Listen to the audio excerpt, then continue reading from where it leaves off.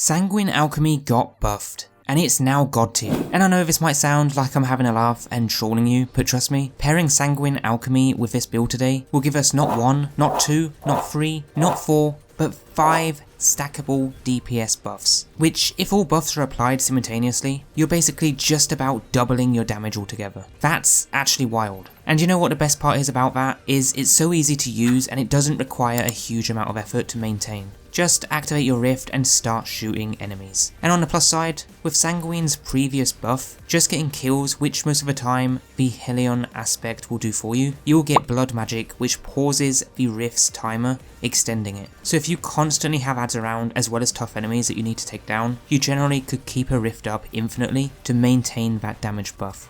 Now there are some restrictions. You must use a weapon matching your super's damage type, but hold on, because that doesn't actually matter. The build setup we have today means that we can use any super on our Prismatic subclass, so if you're dealing DPS with an edge transit, then throw on a Nova Bomb. You're using an Apex rocket, throw on Solar. You want double damage with Whisper? I gotcha. This build is so strong and so effective in endgame content, and if you use the build as intended, then you'll easily become the king of DPS, and then you can just laugh at your teammates because of how bad theirs is, when actually it's because yours is too good. Now I do have an alternative build setup with this build today, which takes Speaker's Sight from last season, so if you want infinite restoration as a team support build using that exotic, then keep watching because both exotics will work with the exact same build with minimal to no changes, except just swapping out the exotic armor. So it's basically the same build, but just does the opposite thing. Sanguine buffs your DPS, Speaker's Sight makes you invincible for better survivability. So whatever your issue is with that solo or team flawless activity, don't worry, I got you guys, so let's get into it.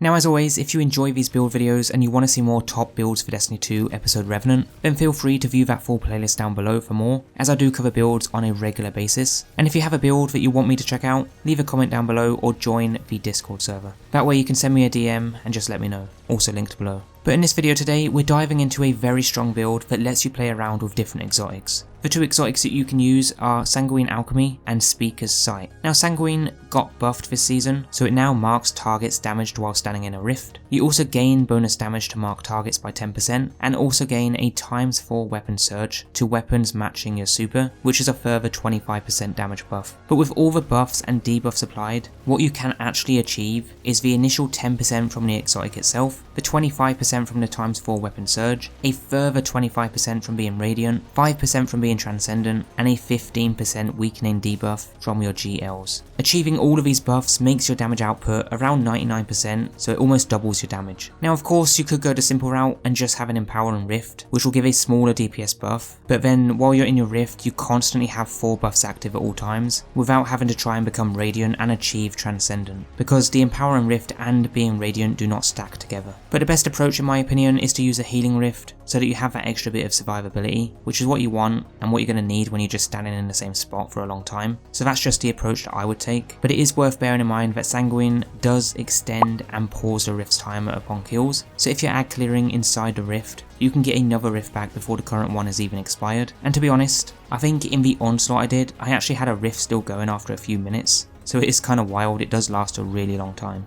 Now with Speaker's Sight, healing grenades will spawn a restoration turret, healing you and allies while generating orbs. This was bugged before, but Bungie finally fixed that this season, so it now works as intended. If you want to use this exotic, then you will be playing more of a team support build. We will do the exact same setup in the subclass for both builds, so nothing will change in terms of that, but the way you play the build will be slightly different. So the way you'll use the build with the Sanguine Alchemy is you would first start by placing down a rift and then just killing ads with the weapons that match your super. This will activate Hellion, which in most cases will trigger Devour and just provide you that extra fire support. So you'll be generating both fire sprites and void breaches, which are also going to give you ability energy when picked up. But on top of this, you'll have your healing grenade for health and restoration when you need it, and your melee for radiant. And these abilities should recharge fairly quick as long as you have Hellion and Devour active. When it comes to boss DPS, just place down a rift and start doing damage with the related weapon. It's basically just that simple, but you do want to make sure that you have a melee charge that can hit an enemy beforehand if you do want that 25% damage buff from Radiant. Now with Speaker's Sight, the way you'd use this build is you'd start by throwing down the healing turret first. From here you then activate your rift, use your melee ability and go on a killing spree. Because of the way the build works, what's happening is Devour is being granted from the melee and Helion, which then means that you're going to get your healing grenades back faster on kills as well as health. So not only you're getting a cure from the healing grenade, but you're getting infinite restoration and health on every single kill. So the amount of healing sources we have is stupidly insane. This build is more for team play or harder content where DPS isn't the issue and instead you're struggling to stay alive, because this one will help you out a lot. The downside to this one is that you need to be on the go, so you got to keep moving around, keep killing ads, and don't let Devour run out. Whereas the Sanguine build is more of the complete opposite. You want to sit in that same rift all the time and deal as much damage as possible for as long as possible. One core problem that you'll encounter with this build is getting darkness energy to become transcendent. The work around this for me is to just use darkness weapons like the Call or kinetic weapons. I did find that the Call did quickly fill up that energy that I needed, but any strand, stasis or kinetic weapon should do the trick. But just remember that if you are using Sanguine, you do want to make sure that whatever weapon you're using in the energy and heavy slot, that it is matching your super's element. Otherwise, use whatever you want, but with Speaker's Sight. Now whatever exotic you do end up using, the subclass will be exactly the same mostly. So to set this up, use the super of your choice. If you're using Speaker's Sight, Solar works really nicely with that, so that's what I would recommend for this version of the build. But depending on your main DPS weapon, you will want to make sure the super element matches your weapon. So for example, Edge Transit for boss DPS with a Graviton Lance for general ad clear, when paired with the Sanguine, you'd want to be running a Nova Bomb. If you don't use a Void super when using Void weapons, then you may as well just not use Sanguine. Now abilities, you want to have a Healing Rift, an Incinerator Snap melee, and a Healing Grenade. For aspects, feed the Void so that defeating a target with an ability activates and extends Devour, granting health and grenade energy. Really strong aspect to use. But second, Helion, so that our Rift grants us a Solar Mortar that just helps with ad clearing. And those enemies that are scorched, that died from that scorch, will count as an ability kill to then trigger Devour, which is why I really like using Helion. You can use Weaver's Call, but in my experience, Helion was just far better because it lasts a very long time and has a lot of good range on it as well.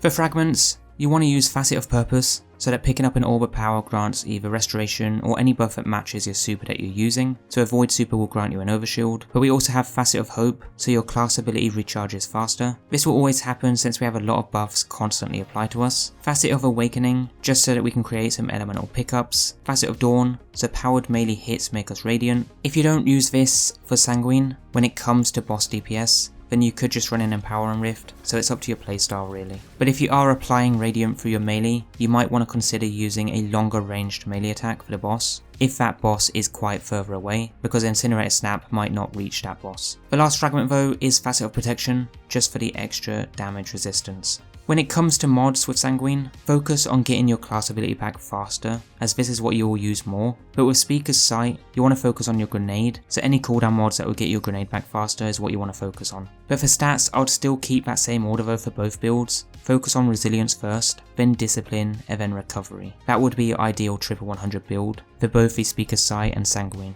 Now you might notice that I haven't really spoken about artifact perks, and that's actually because this build is universal, so it doesn't rely on any perks to massively change the build. So the only ones I recommend are the 4 grenade launcher perks, if you want to do the higher DPS with GLs and weaken bosses with them at the same time. Otherwise you're basically free to use this build in any season moving forward, and nothing will change unless Bungie nerfs any abilities or exotics, or just makes any form of change to the build itself. So guys, that there is your new Warlock Prismatic DPS and support builds in Destiny 2 Episode Revenant or Season 25. Next you should check out the playlist down below for more top builds that you may be interested in for Season 25, and if you liked this one or found it useful in any way, then feel free to drop a thumbs up as it does help me out. And if you want to see more videos like this, then be sure to stick around on the channel, and I'll catch you guys very soon in that next video. Peace out guys.